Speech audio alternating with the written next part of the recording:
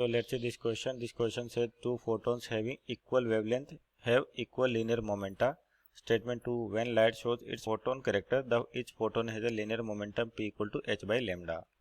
तो आपको बताना है चार ऑप्शन स्टेटमेंट और स्टेटमेंट टू के बीच में रिलेशन। तो सबसे पहले तो की कॉन्सेप्ट लिखे आपके पास यहाँ पर।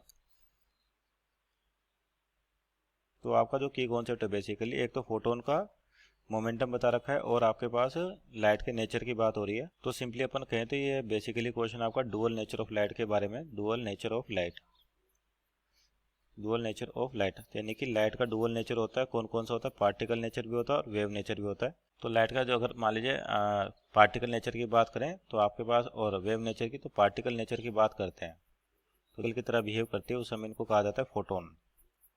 और लाइट बेसिकली क्या होती है? फोटोन्स होते हैं। अगर पार्टिकल नेचर की बात की जाए, फोटोन्स क्या होते हैं? पैकेट्स ऑफ एनर्जी होते हैं, यानी कि आपके बंच ऑफ एनर्जी होते हैं जो डिस्क्रीट मैनर में आगे की ओर चलते हैं विद स्पीड ऑफ लाइट।